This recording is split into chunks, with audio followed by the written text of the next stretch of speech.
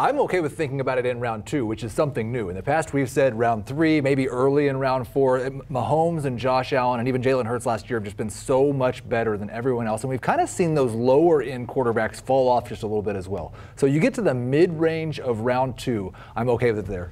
I think you're looking for value just overall, Chris. You never want to feel like you're reaching for any player in a fantasy draft. You definitely don't want to do it for a quarterback either, just because if you're in a 10-team league, there's going to be tons to go around. 12-team league, tons to go around. Things are different, though, in a 2QB league or a Superflex league. There's a lot of those growing now. When you can start multiple quarterbacks, everything flips. You're going to see 7 or 8 quarterbacks go in the first round there. And Patrick Mahomes, the consensus for him is right around 20, 21 overall, so that's late second round in most leagues. And the ADP has him in the top 12, so people are still taking Mahomes in round 1. It's a huge mistake. I love Mahomes, but it's a huge mistake because you're giving up on talent at running back and wide receiver. In most leagues, you have to start multiple running backs and multiple wide receivers. You only start one quarterback. You're giving up value when you take a quarterback in round 1. The only reason I hesitate with it's a huge mistake is who has drafted Patrick Mahomes in the last 5 years and got to the end of the year and said, man, I wish I wouldn't have taken Mahomes. Like, there have been so many first-round busts at running back and wide receiver. Not at tight end, because Travis Kelce's the only one we take there, and he's tied to Patrick Mahomes. But Mahomes is probably the safest pick you could make at any position. So how much earlier in the draft are we looking at Mahomes compared to whoever is next? I mean, what's the separation there between him and everybody else? I don't really have any separation between him and Josh Allen, because you said it, first or second for Allen over each of the last 3 seasons. You look at the 3-year averages for these quarterbacks, Allen and Mahomes within a 1/10 of a fantasy point of each other, both over 29 fantasy points per game, and that's 4 points better than any other quarterback over the last 3 seasons. So if Mahomes goes 20, Allen should go 21. To that point, though, Dave, I've looked at your rankings, and you're not so sure that Allen is the number 2 quarterback this season. I don't think he is. I think it's Jalen Hurts, because we've seen what both of these teams have done during the offseason, and those are signals to how these offenses should operate moving forward. Philadelphia, they lose Miles Sanders. They brought in Rashad Penny and DeAndre Swift. That points to more rushing for Jalen Hurts.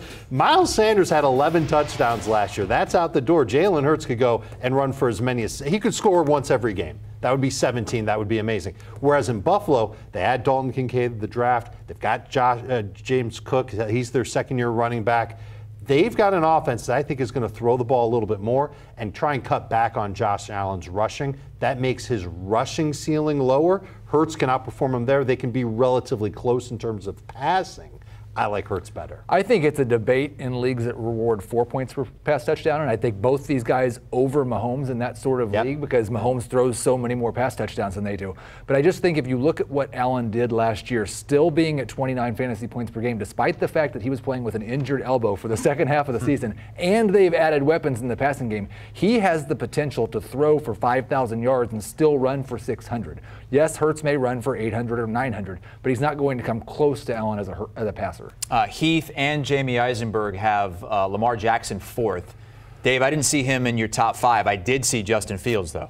I think Justin Fields continues to run a lot. I don't think he gets as many yards as he did last year, but I think he has better accuracy. Having DJ Moore there will help him out. And I know what we're hearing about Lamar Jackson. We know what that upside is. Everybody points to his MVP season.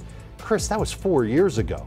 Last 2 years, he hasn't even averaged 23 fantasy points per game. Did get off to a hot start last year and then fell off after that. What they're saying about the offense in Baltimore is that they're going to throw more, spread it around a lot more.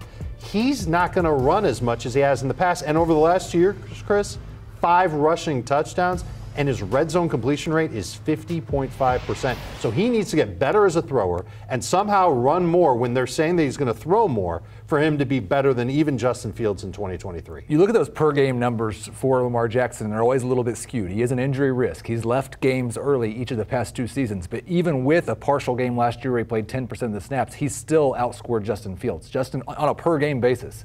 We saw Fields add DJ Moore. Lamar Jackson added Odell Beckham. He added Zay Flowers. He's He's got Rashad Bateman back. We've seen Lamar Jackson give us a season, not just of 32 fantasy points per game, which was insane. We've seen him be a good passer. We haven't seen that from Justin Fields yet. I'll take Jackson over Fields. Keep in mind that Jackson had a 4-game head start on Fields, who wasn't himself that first month of the season. And once he got going, Justin Fields was averaging over 26 fantasy points per game. Jackson hasn't touched that in 2 years. All right, time for the Geico 15 with Heath and Dave. I'm sorry, we're going to hit Joe Burrow because Joe Burrow is a guy that I've seen him 4th. I've also seen him 6th, 7th, because he doesn't give you the running aspect of things like the other guys. No, but he's a heck of a thrower, and he's got the best receiving core in the National Football League. Maybe second best. You can make a case for the Dolphins, but I love what he's done and what he can just keep on doing. I know that everybody's a little bit nervous because of the calf injury.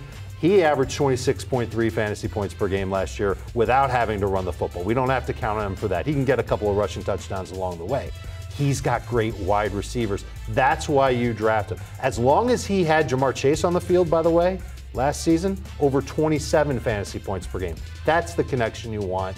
If you can get Burrow after the quarterbacks that we've talked about. So if you're somehow getting him after Fields, after Lamar Jackson, you're taking advantage of idiocy in your league, and you should be able to dominate by the dip on Joe Burrow. And no concerns with the injury? None as of now. There's a chance that he misses week 1 or week 2. Fantasy managers can plan for that on draft day. They can take a late round quarterback and pair him with Burrow just in case he does miss those first 2 games. Here's what I think the problem is, that the case for Joe Burrow at number 4 or number 5 is that he's safer than Lamar Jackson and Justin Fields. They run so much, they've not proven themselves as passers. So we can't be safer if we don't know if he's going to play week 1 or week 2. Jamar Chase is talking about, don't show up until week 5, Joe. We'll be okay. I don't like to hear that at all.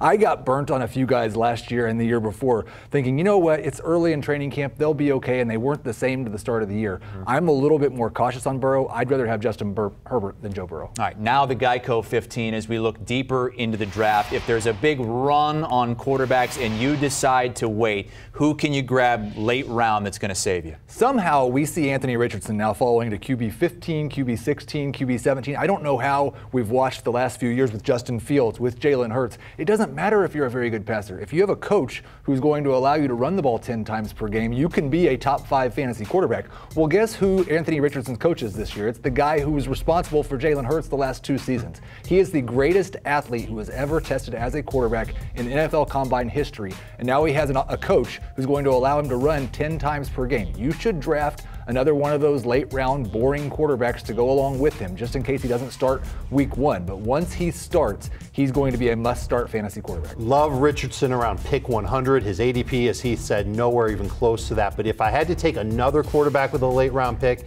it would be Geno Smith, who averaged 21.4 fantasy points per game last year. And look at what that offense has done this offseason. Chris, they added Jackson Smith-Njigba in round 1. They took 2 pass-catching running backs in the NFL draft after that, including Zach Charbonnet. This points to more passing for Seattle. They've already got 2 great outside wide receivers. They were 11th last year in pass rate and actually played at the 6th fastest pace. I think Seattle leans into that more this year. This is the quarterback I'm drafting with Joe Burrow because his schedule is great to begin the season. And Aaron Rodgers there behind Geno Smith, right there in the middle. Yeah. Is the ADP up a lot higher than where you should be drafting him with Rodgers? I feel like people are drafting Rodgers based on name, not game. And his game could be great, but also I think the Jets just won't throw a lot. I think they're going to play at a slow pace.